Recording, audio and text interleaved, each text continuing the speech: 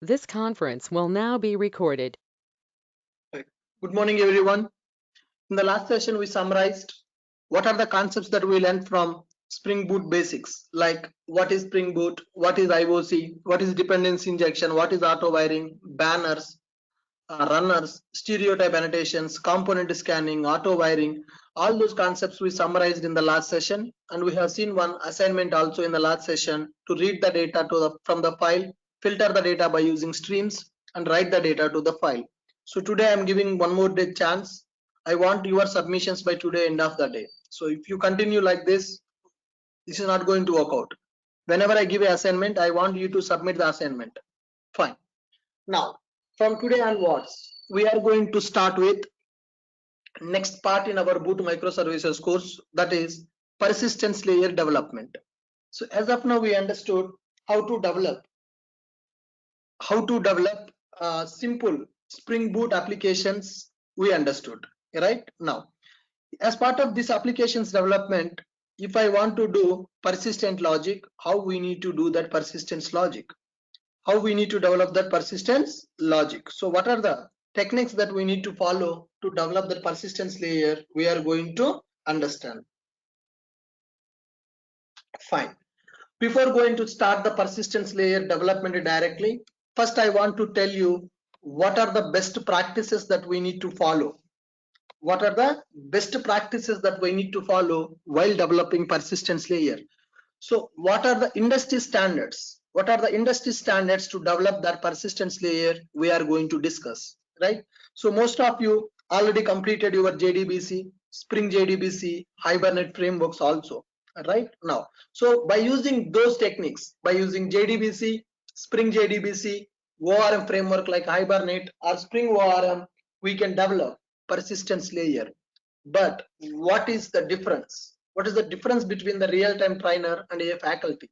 So that's where the industry standards comes into picture, right? Now, so if I am going to work on persistence layer in my project, what are the best practices that I am going to follow? So those practices everybody should follow in the industry. So the industry standards we need to understand. So from tomorrow onwards, the way you write the persistence logic has to change. Whatever you have done, you know already how to communicate with the database, but how to make ourselves better, how to write the code with the industry standards, that we are going to understand, right? First, so what is persistence? First of all, what is persistence? Come on, all of you already completed so many persistence technologies, so tell me, what is persistence? I need answers. What is persistence? Guys, are you able to hear me?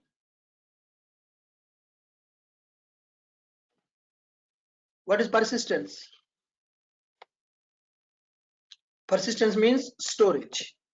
Persistence means storage. Persistence means storage. We can say persistent store, where we are going to store the data, that is called as persistence storage. Persistence means storage. So the place where we will save the data, the place where we will save our data is called as persistent store. The place where we are going to save our data, that is called as persistent store. Now, so persistent operations. What are the persistent operations we are going to perform?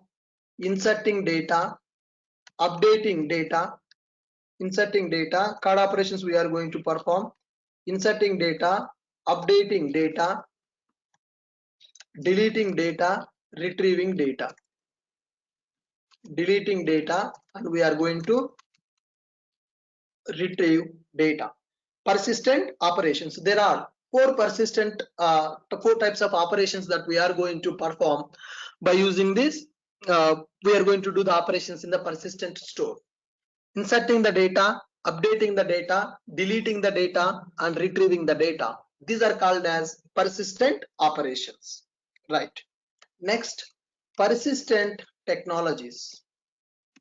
Next, persistent technologies. Right now, what are the technologies that are available in the Java community to develop our persistent logic? Right now, persistent technologies are used. Persistent technologies are used to develop persistent logic. Persistent technologies are used to develop persistent logic, right? Are used to develop persistence logic. Persistence logic is to perform used to perform persistent operations in persistent store. Persistent logic is used to perform persistent operations in persistent store. So what is persistent technology? Persistent technologies are used to develop persistence logic. So what is persistence logic?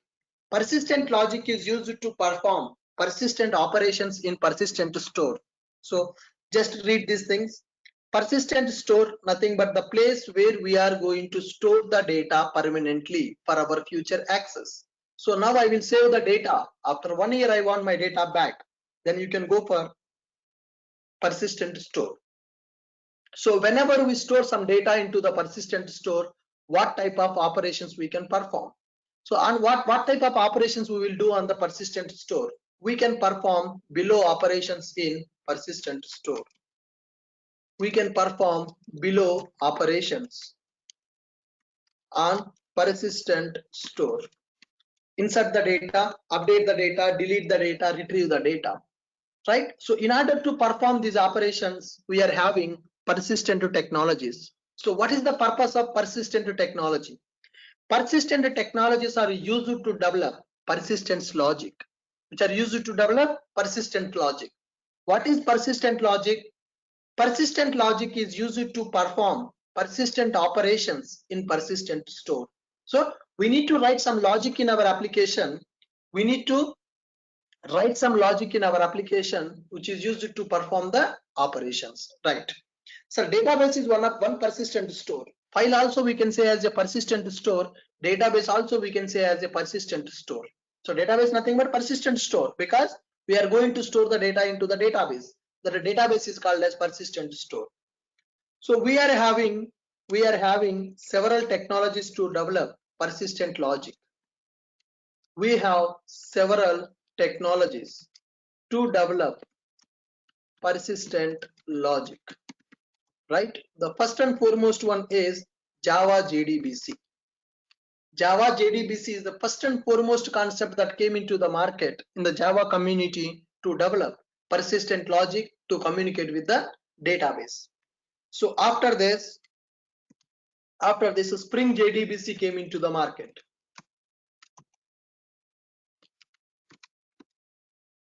ORM frameworks are also available in the market. Now people are going with Spring Data, etc. Like that, there are several technologies are available in the market which are used to develop persistent logic for our application. So let's read these 3 points once.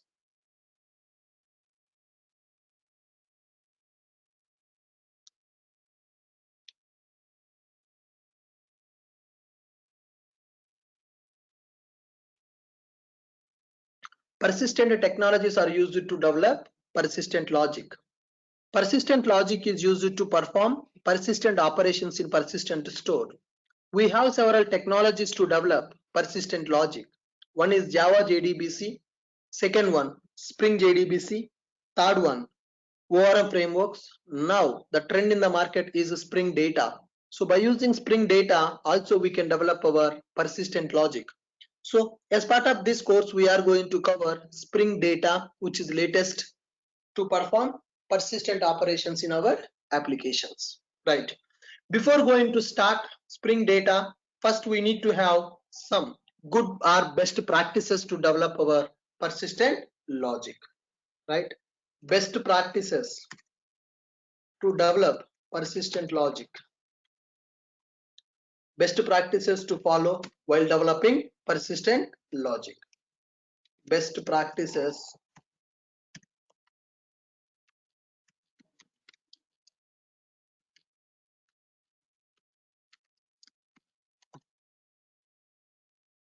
best practices to develop persistent logic. So these best practices are very important to use in the real time. So in my company, how I use it to develop persistent layer, what are the best practices I will follow? Those I am going to list down here. The first one, we should maintain persistent logic as separate layer. We should maintain persistent logic as separate layer. We can say as DAO layer or repository layer. DAO layer or repository layer. We are not going to combine persistent logic with controller or service. Persistent logic will be maintained as a separate layer. Generally people will call it as, we will call it as data access layer. We will call it as data access layer. Persistent layer is called as data access layer. It is also called as DAO layer. It is also called as DAO layer. So when you are writing the logic to communicate with the database, don't write that logic in the service class or don't write that logic in the controller. Always write your logic as a separate class, that is called as a DAO class. DAO stands for data access layer. So we should maintain persistent logic as separate layer, right? That layer generally we will call it as a data access layer, right? Now the second practice that we need to follow in persistent logic, we should follow table per DAO concept. In persistent logic, we should follow table per DAO concept. That means for every table, one DAO we need to create. For every table, one DAO we need to create.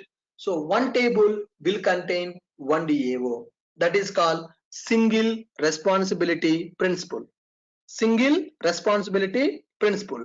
One DAO class should interact with only one table. One DAO class should interact with only one table. In persistent logic, we should follow table per DAO concept. What does that mean?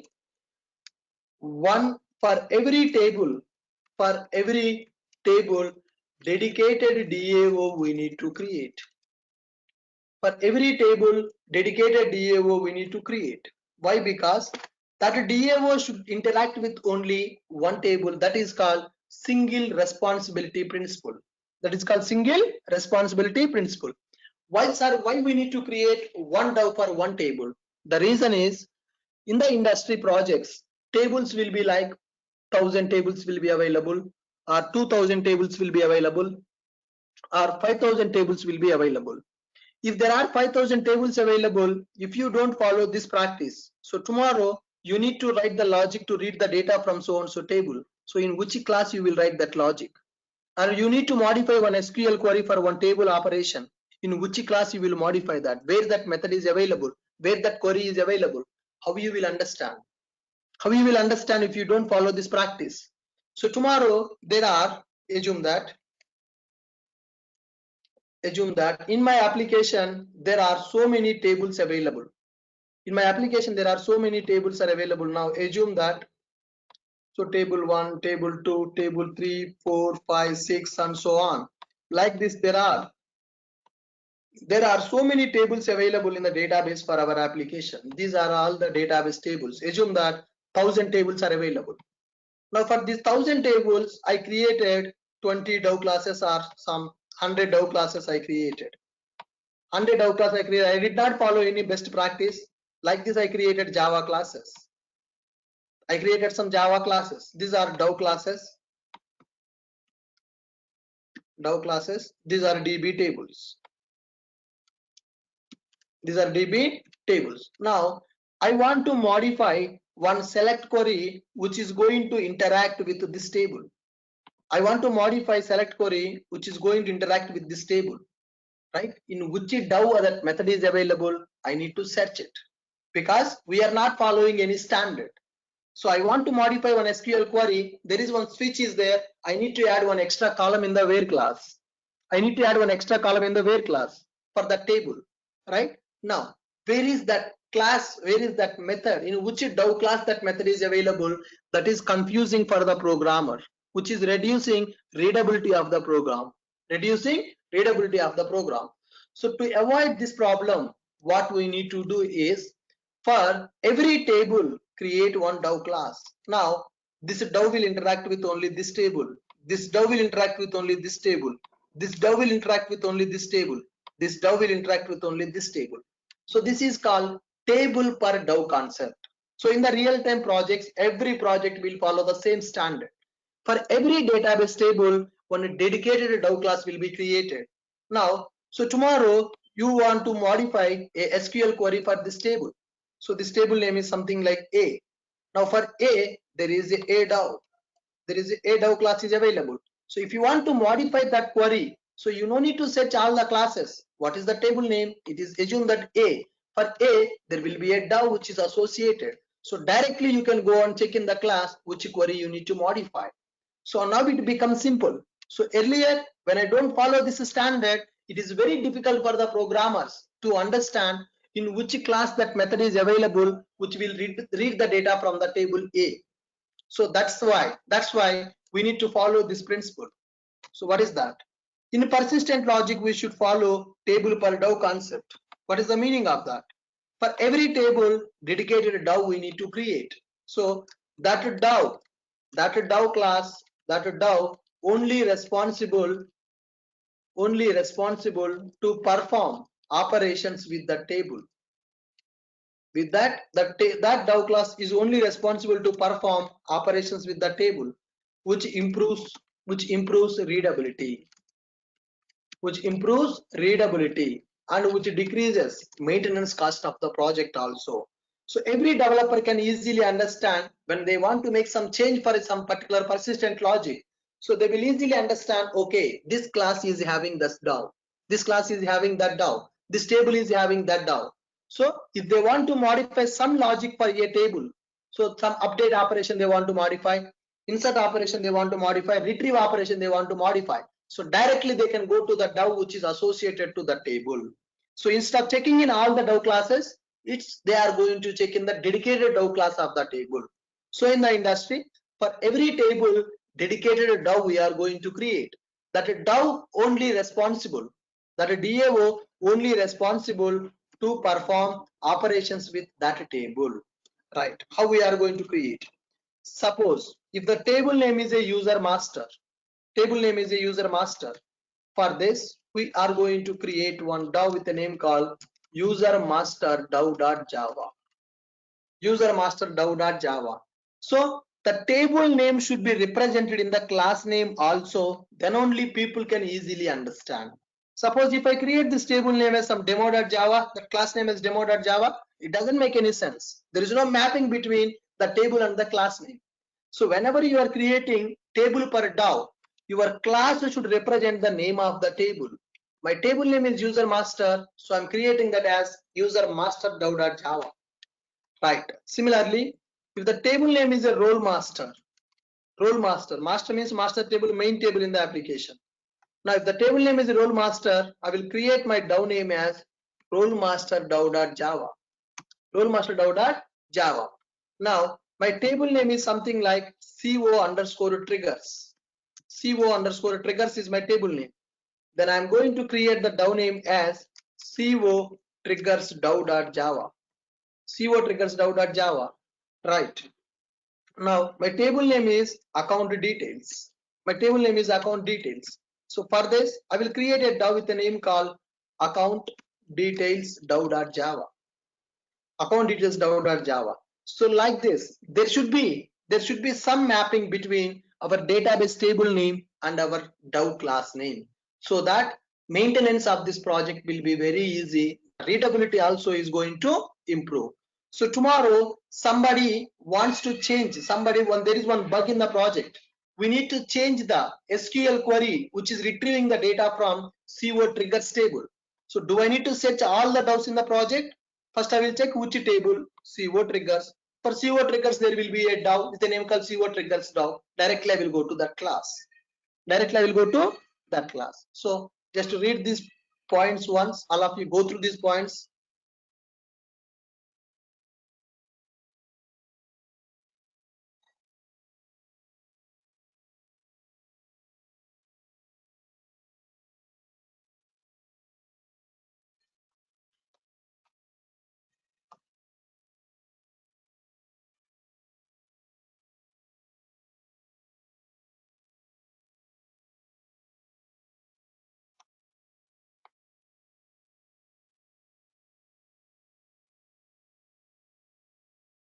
Just give me 1 minute, I will be back.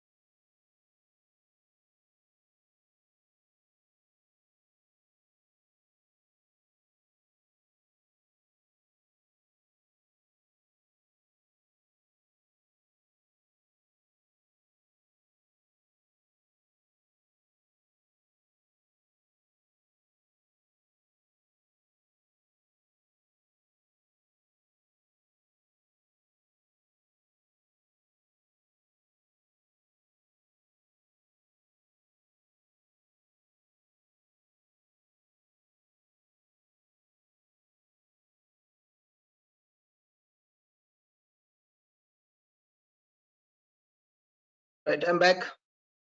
So all of you clear with all these points? We are trying to understand what are the best practices that we need to follow while developing persistent layer. In one Dow class, we can perform n number of operations. Suppose with this table, I want to perform 40 operations or 50 operations. Those 50 operational methods we will write in the Dow only. The 50 operational methods we will write in the Dow only. So all the operations that you need to do with that database table, those things you need to maintain in the Dow. You need to maintain the Dow. Suppose there are 300 operations I want to perform in this table. 300 queries, different queries I want to execute with this table. Now, writing 300 methods in the single Dow class is not sufficient. Then what we will do is, for this we will create one more Dow called CO triggers Dow extender. CO triggers Dow extender.java, like this. So this is the extender of the existing Dow. So in these two classes, we will perform all the operations of the table. Right? So according to the according to the industry standard, one Java class should not exceed 2000 lines of code. From the Java programming language standpoint, you can write n number of lines in the Java program, in the Java class. But best practice, a class should not exceed more than 2000 lines. Right? Suppose my persistent logic for the CO triggers table is having 3000 lines. So as per standard, you should not write 3000 lines in the single class. So that's why we will create two Dow classes for that. We'll create two Dow classes for that. One Dow is the normal Dow. Second one is the extender Dow. Extender Dow. So this Dow is going to CO triggers extender Dow will extend the properties from the triggers Dow. So like that I can create two Dows for one table when there are so many operations. When there are so many operations. So if you have only 50 or 20 operations, then one Dow is sufficient to write all the methods to perform that. All the methods to perform that. Guys, all of you clear with this one? Table per Dow. What is table per Dow? Could you please respond? What is table per Dow?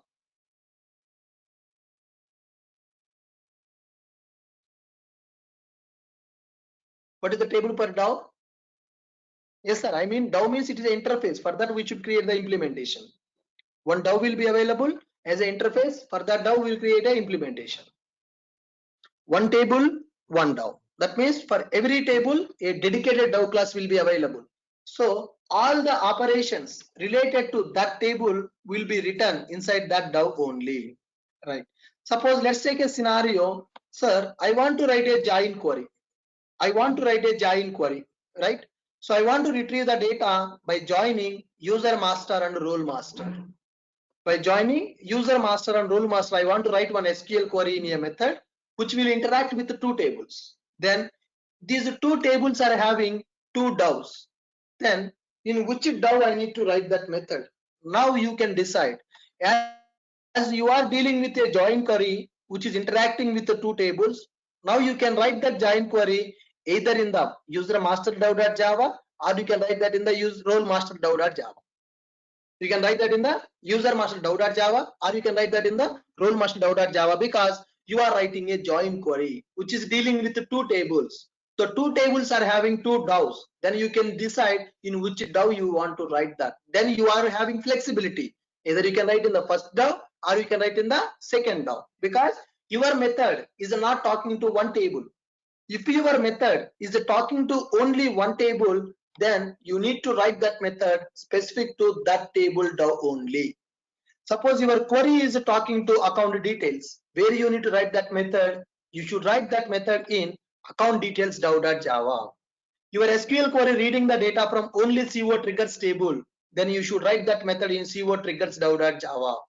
Your method is reading the data by joining user master and role master, then you can write that method either in the user master DAO.java or you can write that in the role master DAO.java. So generally these DAOs will create as the interfaces for loosely coupling. Now for these DAOs we are going to create implementations. User master DAO impl.java. User master DAO impl.java. Now next one, role master DAO impl.java. Role master DAO impl.java. Similarly for CO triggers, CO triggers DAO impl.java. For account details DAO, we are going to create the IMPL. Account details DAO impl.java. Account details DAO impl.java. Like this, we are going to write our persistent layer in the application. For every table, one DAO we are going to create that represents single responsibility principle. That represents a single responsibility principle. Right. So what is the advantage of this concept, sir? What is the advantage of going for this approach? What is the advantage of going for this approach?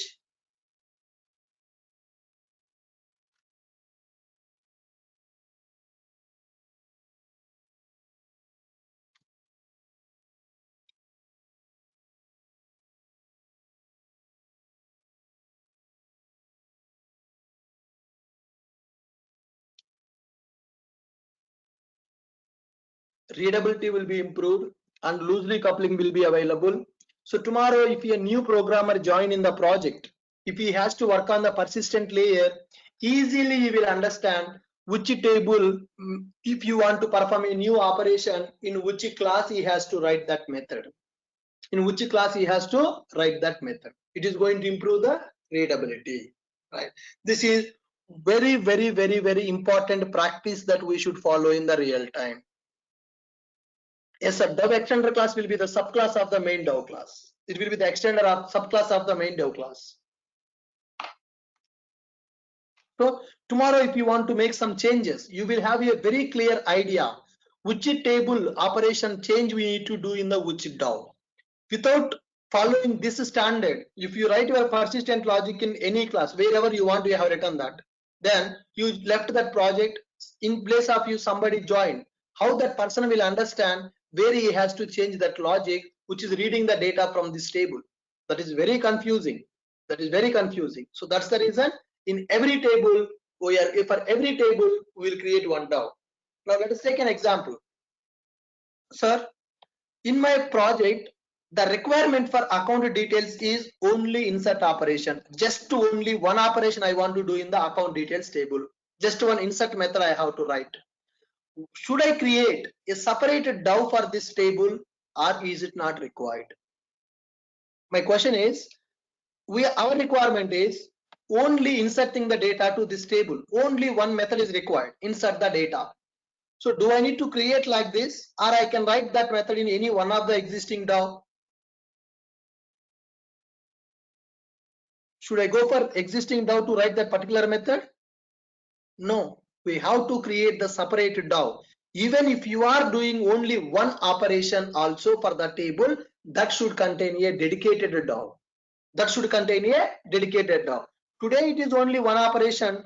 Tomorrow some other operations will come for the new requirements. Then where you will write those methods? So will I write the method to insert the data, account details table data insertion? Should I write the method in the role master DAO? That is worst programming practice. Worst programming practice. So don't think like that. Sir, why are you saying for just one method writing, should I create a new interface and new implementation? I will write that particular method in the so and so existing DAO only. That is the worst programming practice. You are killing maintenance of the project. you are killing readability of the project. You should not do that. Even if you want to write a one single method, then maintain separate DAO for that. You should maintain separate DAO for that, right? Sorry, DAO extender is just a normal Java class which will extend the properties from existing DAO IMPL. That's it.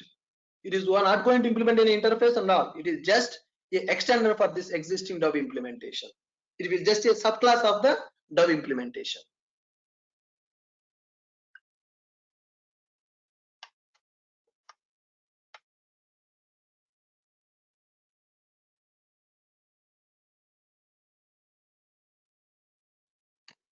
User master DAO.java. This will be a interface. IMPL will be a class. So that will be interface. This will be a class.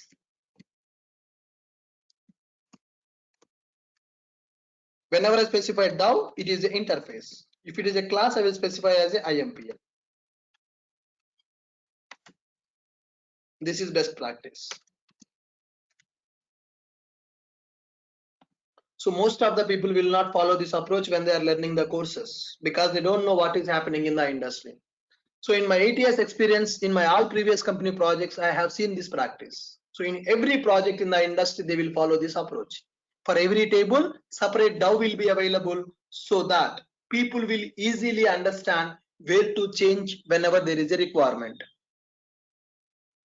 There will be many classes for single DAO. Rahul, I did not get your question, man. I will take your questions at the end of the session. Let's continue with the practices. So with this, one point is clear for all of you. Table per. We need to maintain persistent logic in the separate layer. That layer is called as data access layer. In persistent logic, we should follow table per DAO concept. What is the meaning of that? Every table should maintain its own DAO. That DAO will contain the all methods which are responsible to interact with only one table. Even if you want to write only one operation for the table, maintain a separate DAO. Next one. When we are creating table names, column names, sequence names, the length limitation is 30. The length limitation is 30 characters.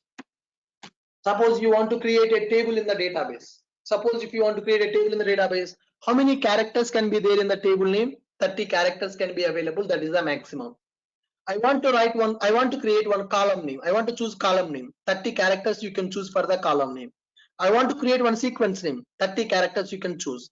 Any entity name that you are, any object that you are creating in the database. Table is one object in the database. Column is one, sequence is one object in the database.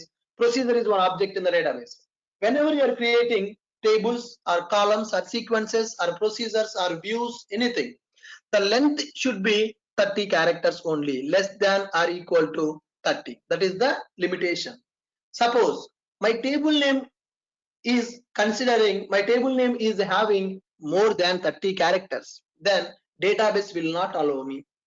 Database will not allow me to choose more than 30 characters, right? If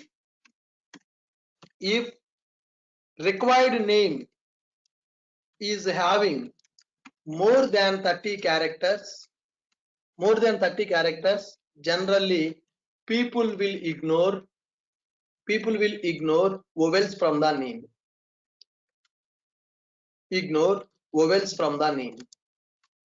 People will ignore vowels from the name. Even if vowels are not available, the meaning is not going to change. Now let us take, there is a table, vowels in the name, right? So we know vowels A, E, I, O, U.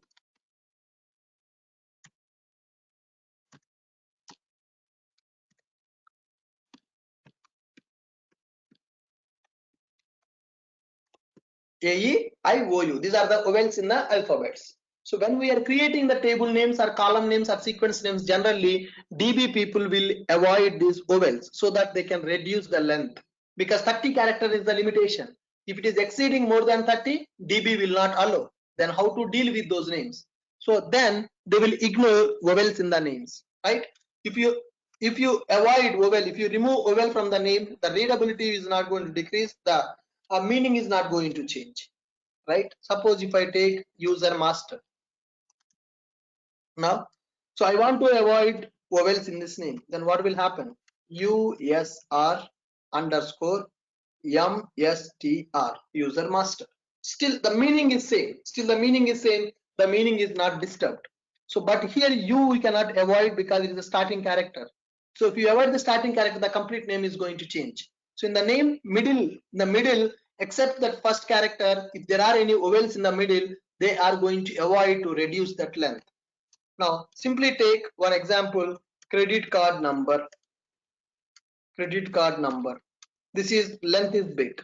Now I want to short that. So when I am creating that column with a name as credit card number, instead of giving all the characters, what we can do is credit, CRDT. I am avoiding. Credit card, CRD, card, number, NMBR, like that we can create that. So here we are able to reduce the length. If you are having more than 30 characters, then you can follow this technique. So we can avoid vowels from the database names. Even if you avoid the vowels, the meaning is not going to change. So in the most of the projects, table names or column names or sequence names, we don't see the vowels. So don't think that the database person is doing spelling mistake. Right? So that's not a spelling mistake. Is just going to avoid that vowels as part of the name to reduce the length of that. They are going to avoid the vowels from the names. So table creation is in the real time. It depends on projects, sir. In some projects we will create the table. In some projects DBA will create the table. It depends on.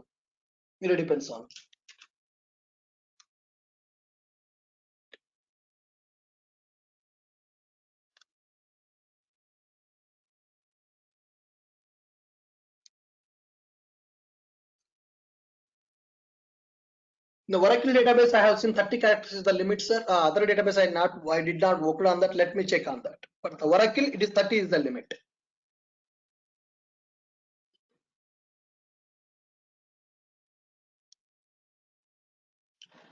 Right. So whenever you have that kind of problem with Oracle database, so you can follow this best practice. We can avoid vowels from the names whenever we are creating table names, column names, sequence names, or procedure names. You can avoid vowels so that you will be able to choose the correct meaningful name for your requirement. All of you clear with this one? And for every table, primary key is highly recommended. For every table, at least one primary key is recommended, is highly recommended. For every table, at least one primary key is highly recommended to avoid the duplicates. To avoid the duplicates, we are going to use one primary key column.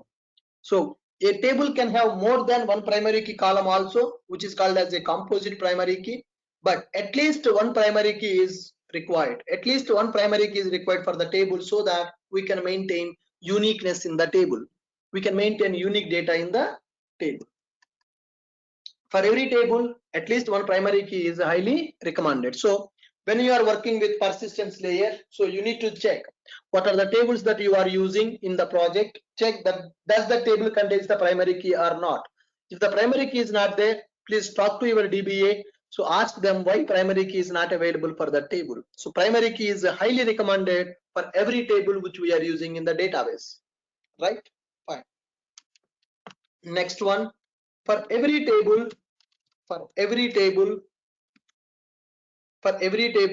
it is highly recommended to maintain below auditing columns. So apart from your regular columns, we need to have some auditing columns also, like created date, created by, updated date, and updated by. So a table should contain these 4 columns also. A table should contain these 4 columns also. So this is highly recommended. These columns are used for auditing purpose. These columns are used for auditing purpose. Let us see. Here I'm taking a table. I'm taking a table called some triggers table. CO triggers is my table name. CO triggers table I'm taking. In this table, there are some columns available: trigger ID, trigger status. So there are some columns available with a name called trigger ID, trigger status, trigger ID, trigger status, some plan. Some plan is available. Fine, perfect. Now in this table, some data is inserted. Trigger ID is 1, trigger status is pending, trigger status pending, trigger plan is some SN. That is some short name for the plan, some SN. Trigger 2, trigger is C, and trigger is some QP. So like there's some plans are available here. Some plans are available here. Now, when I look at this table, I don't understand when this record is created, who is created this record, when this record is updated, who updated that record. That information is not available in the table. That information is not available in the table. So we cannot perform any auditing on the table. Now my client requirement is, he want to understand how many records created yesterday, how many triggers created yesterday. Can we fetch that yesterday triggers from this table now? Like this, I am having 10,000 triggers in the table. Assume that dot dot 10,000 triggers are available in the table. 10,000 trigger status is C, and it is having a plan as some TN. TN is the plan, right? Now, client asked us a report. Could you please pull the data from the CO triggers table? I need the triggers which created yesterday. I need the triggers which created yesterday. So can I get that data from this table? By looking at the table structure, tell me, can I get the triggers which created yesterday? No. We can, no way we can get the data. No way we can get the data. So my client asked me, get the data from this table, get the triggers from the table which created yesterday. We can't get that. So, or he may ask a question like this: give me the triggers details which created in the last week. Give me the details from the table which created in the last week. No way we can get that. There are 10,000 triggers available, but we don't know when which trigger is created, when which trigger is updated. He will ask a question: give me the triggers which updated in the last month. Give me the triggers which updated in the last month. We can't get that because we have only 3 columns in the table. We don't have enough information to get that data. We don't have enough information to get that data. So to avoid these kind of problems, we are going to add these 4 columns for every table, which are called created date, created by, updated date, and updated by. Now, if I maintain created date column in this table, suppose I don't have a space here, I'm writing C date, C by, updated date, U date, and updated by. Now, can I get this data which created yesterday? Yes. Select star from table where created date is equal to sys date minus 1. Then I will get the records which created only yesterday. So these kind of columns are used for auditing purpose. These kind of columns are used for generating the reports on the data. I want to generate a report. I want to know the triggers which updated yesterday, right? So then what I will do, where updated date is equal to sys date minus 1, then I will get the records which are updated yesterday. So such a kind of reports to generate on the table, we need to have auditing columns. We need to have auditing columns. What are the auditing columns that we need to maintain in the table? Created a date, created by, updated a date, updated by. These 4 columns I have seen in each and every table in the industry. So in my previous company projects, wherever I worked, in every project, so what are the tables are available in every table? These 4 columns are available. These are called auditing columns, which help us to understand the table data, which help us to analyze the table data, which help us to generate the reports on the data. So that's why whenever we are practicing also, for every table, we have to maintain these 4 columns. Created date will represent when that record is inserted. when that record is created. Created by will represent who inserted that record. Updated date column represents when that record got updated. Updated by will represent when that record got updated, so that we can easily understand, we can easily analyze our table data. We will use these columns for all the tables. Why? Because today you don't want to generate a report for the table, but tomorrow client may ask you to generate a report for the table. So that's why at the time of table creation, apart from our regular columns, we are going to add these extra 4 columns also. These 4 columns are called as auditing columns, or these will help us to understand the data. Analysis of the data will be very easy when you add these 4 columns to your table. This is also one of the best practice that everybody should follow. In every table we will maintain. So in my previous company project, there are 8,000 tables available. In 8,000 tables, every table having these 4 columns. So because it is easy to analyze the data. So tomorrow suddenly client will ask, can you pull me the data which is created yesterday in so and so table? Then created date column we are going to use. If the created date column is not available, then it is very difficult for us to pull it is not difficult, it is impossible. We can't get that data.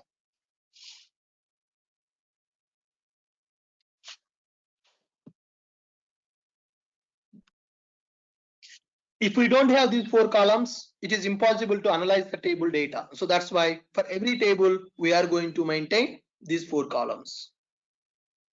Created date, created by, updated date, updated by.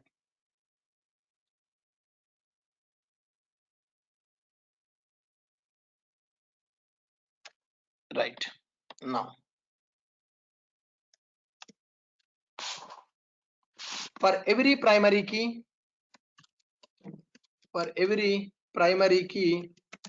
create dedicated sequence to generate primary key column value. Whenever you have a primary key, we don't set the value manually, right? For primary keys, we don't set the values manually. For the primary keys, we are going to use generators. So how we need to use that generator for the primary key? For every primary key, use a dedicated sequence to generate the value. We should not use one sequence for multiple primary keys. Every primary key should contain its own dedicated sequence to generate the value for that primary key column. To generate the value for primary key column.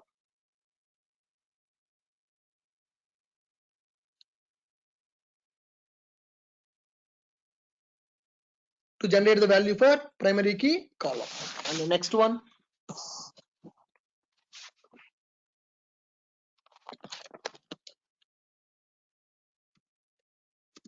Always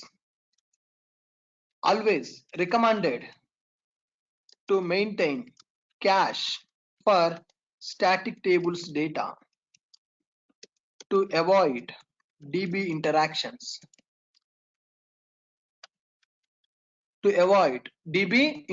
Suppose there will be some static tables in the data. Static tables means we will only read the data from the table, but we don't insert, we don't update, we don't delete. From the application, no change will happen to the table. We will only read the data from the table. When the data is static, why to read the data multiple times? Whenever application started, read the data from the static tables, store in the cache, so that next time whenever you need that data, instead of hitting the database, we can read it from the cache only. So in the applications, first you need to understand what are the static tables are available. For that static tables, we need to build the cache. Already we learned about runners in the Spring Boot. So when the runners are going to execute, once the application started, only one time those runners are going to execute. Now we can use that runners for this concept. Write the logic in the runner to read the data from the static tables, store the data in the cache, so that whenever application needs that data, it can access the data from the cache only instead of reading from the database. Why we need to avoid the DB operation?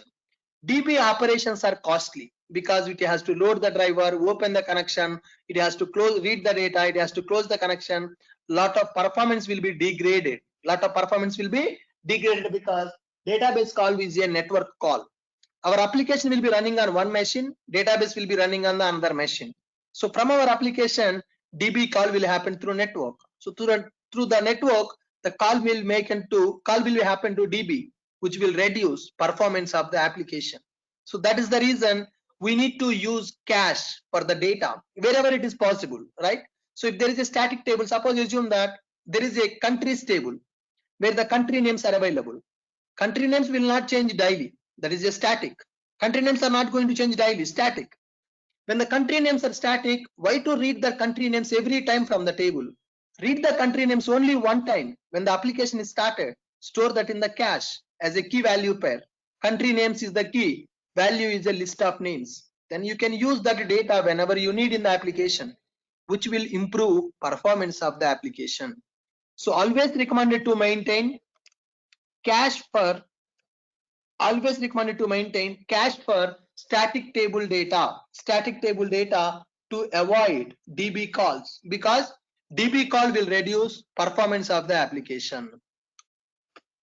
If it is a non-static table, we can't do anything. We have to hit the DB to get the data. If it is a static, then we can avoid that. Read these points, last 4 points.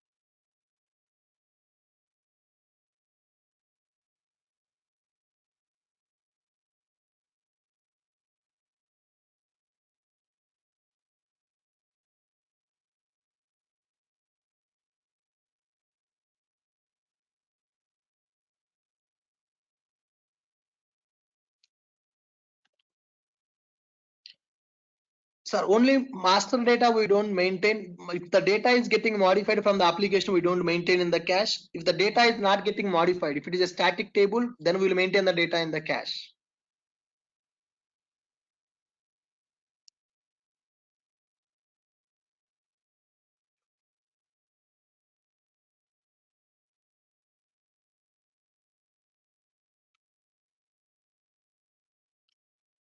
Sir, in the table, columns will not be static, sir.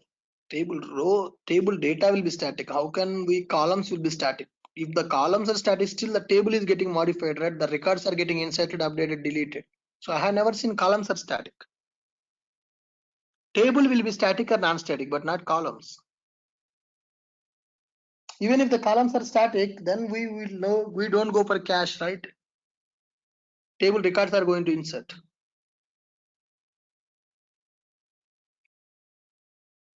Table is static. In the application, you will understand, sir, your DB team will tell you which tables are static, which tables are non-static.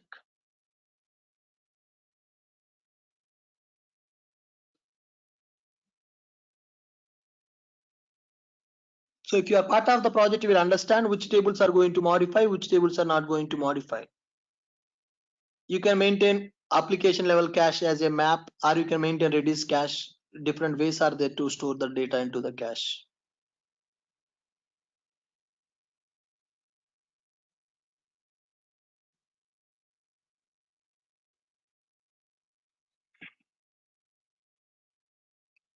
If you want to use a simple cache, means a map, create a map, store the data in the form of key and value pair that you can use multiple times. If you want distributed level, go for Redis cache. Multiple applications can share the data from the cache.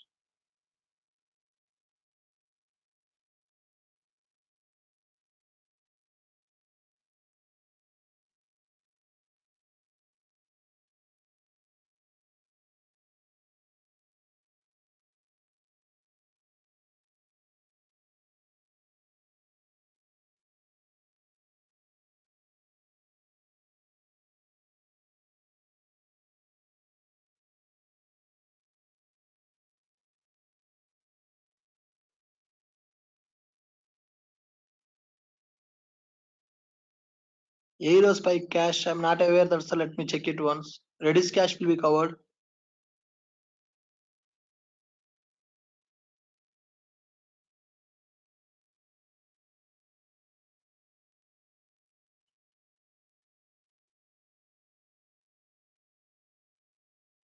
Yes, I will show you how to work with the cache also.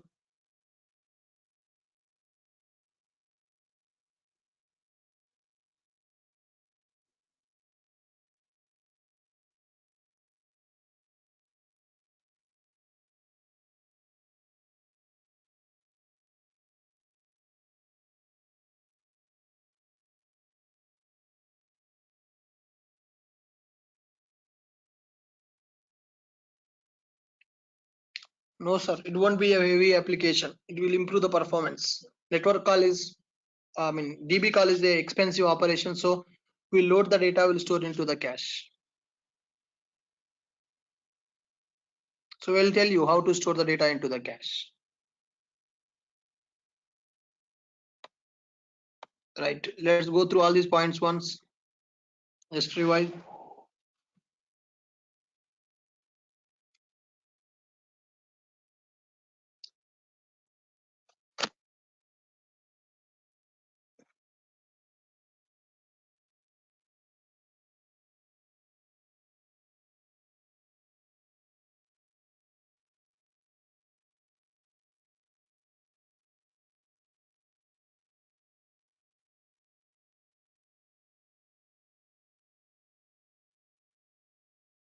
Read it.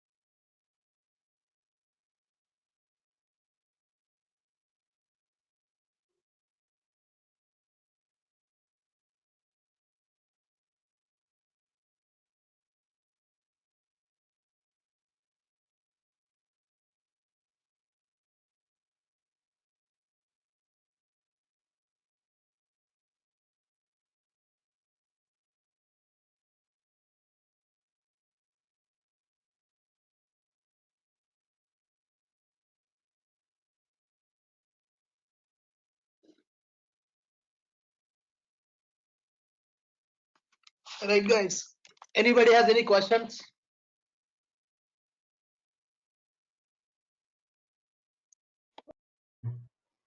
Hello, sir. Can you also take one scenario of handling CLOB data like XML data in future, like Yes, that sir. is Yes, there sir. in part of it? Large objects will insert. So, I will insert yeah, images. I will insert files also to the database. and caching of it and how we can retrieve the data, like those things. Sure. Sure. Thanks. Thanks. Hello, sir. Yes, sir. We can cash जो होता है हमारा cash जो timing है वो timing कैसे manage करते हैं अगर हम मान लो कोई कैशिंग कर रहे हैं किसी स्टैटिक डेटा को तो हम उसको मतलब कितने टाइम Cache, तक रख सकते हैं स्टैटिक डेटा को टाइमिंग रखने का जरूरत ही नहीं है sir. Whenever your application is started, the data will be loaded to the cache. Till your application stopped, cache means it is a map, Java object. If your application is running, that will be available. If your application is stopped, that object will be removed from the JVM. JVM will die. But in in production level, we cannot stop the application, no, sir. So Yeah, it will be so available. It will be available continuously. okay, but इससा मतलब कि heavy हो जाएगा फिर तो. क्यों हो अगर जाएगा मान हेवी? लो नहीं, बहुत सारे मतलब कि मेरे पास 100 टेबल है, 100 स्टैटिक्स है, और सबका मैं कैशिंग करते जाऊंगा तो प्रॉब्लम नहीं आएगी. 100 tables, it doesn't become a heavy load for the JVM. That 100 tables data I will load to the map as a key and value pair. हाँ One okay. table will be one key and value pair. Yes. Okay sir, ये दूसरा And question का there is one more concept, sir. If suppose if you feel that is becoming heavy load for the JVM, there is a concept called LRU cache, least okay. recently used I know. cache. Okay okay. Yes, the least तो recently used cache will be removed from that. Okay okay okay okay sir. और distributor में कैसे manage करेंगे cash को? मैं बताता हूँ sir, reddish cash cover करता हूँ इस पे. ठीक मैं है ऑलरेडी एक वर्कशॉप ले लिया था, यूट्यूब पे लाइव सेशन ले लिया था. रेडिस कैश कैसे करना है एक बार गो थ्रू करना यूट्यूब चैनल से. ठीक है सर. ठीक. Okay, thank you. Right. Any other questions, anybody? Yeah, hi sir. Yes. Yeah, regarding the yesterday assignment, Yes. we did that assignment, but while writing the data into the output file, the whole data has been overridden. In that You scenario, have to how write we the can- once one record is completed, you have to move the cursor to the next line. Yeah, that we have to written line by line, but again we are writing that again we need to start that application, like in input file we have added some more new records. Again we need to do that application, we start that application, again it generated new file, it will be overridden the old value if file already is there in that path. I think there might be some mistakes, sir. You are not moving the cursor to next line. /n you can use to move the cursor to next line. Okay sir. एक bar code send करना मैं देखता हूँ. Yeah, I have sent that sir already. ठीक है ठीक है ठीक है. I have one doubt, if let's assume we are caching static data, like suppose if we need to do cache a dynamic data. So Sir, for dynamic cache, if- right, we need to set the timings when the cache has to reload, when the cache data has to expire. The timings we need to set like that for that. So there is a concept called in the hibernate EH cache is available. So we can set live seconds, ideal seconds for the cache. Right? okay.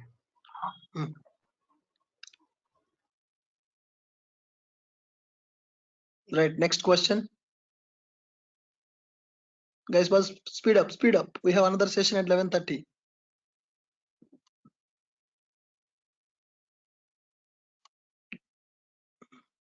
Hello. Yes. I have a requirement like getting the data from multiple tables. I have a select query. Is it work out in repositories? Yes, sir. We will try that. We will say I will show you how to work with the repositories. The join queries you are asking, right? Yeah, The Spring join data queries. Yes, I will show you. Okay. Okay. And what about that callable procedures, stored procedures? Is it work out in repositories? Yes, we will try that, sir. I am not sure about the procedure part. I think we can do that. There is a concept called native query execution. We can do that. We will try. Okay. Yeah. In the Spring data, we'll discuss about it. Anyhow, Spring data will start from tomorrow. Today, we are just seeing the best practices to start our persistent layer, because most of the people who completed the courses in Amirpet, they don't know about these concepts. Working people might have aware. Okay. Right.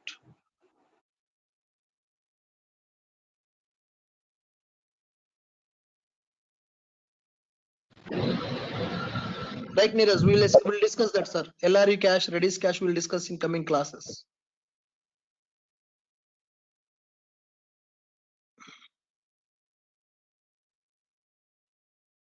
Dilshad Ahmad, thank you, sir. Next, anyone? Hello, sir. Yes. Sir, we will write Spring data using JPA. Yes, sir, it is query. actually Spring Data JPA. It is actually Spring Data JPA repositories. So Okay, tomorrow sir. we will get that. Okay, sir. Thank you. Right. Fine, sir. And one more thing, sir, we are planning to start one core Java batch from coming Monday. The faculty is my colleague, Mr. Karthik, is having 10 years experience. It is mainly for people who are working to refresh their skills on the core Java. Some people are saying that, sir, we are not working in the Java from past 1 year or 2 years. We want to refresh our skills on the core Java. Is there any batch they're asking? Yes, we are planning to start the batch from this Monday. And this batch mainly will be concentrating on Java 8 futures, sortings, data structures, algorithms, and the basic concepts of the Java. If anybody is interested to join for that batch, please send me a message in the WhatsApp with your name, your mobile number, and flexible timing for you to attend that batch, so that we will plan that batch from the Monday. So I announced in the morning batch. As the morning batch also, some people requested me, some working people. So earlier they started to learn Java, but they are working in the different technology. Now they want to migrate to the Java. So they want to refresh their skills. For them, we are going to start that. So faculty is not me. So it's my friend who is, his name is Mr. Karthik. He's having 10 years experience, and he's going to take that session. He's very good in the data structures algorithms. So on Java 8 also. If anybody is interested, please send your details to my WhatsApp. Your name, your phone number, contact number, and timings flexible. Say that core Java interested, core Java batch interested. So that we'll gather all the people who are inquired for that, and we'll call you to provide more details about it. Right. Fine, guys. Thank you. See you tomorrow.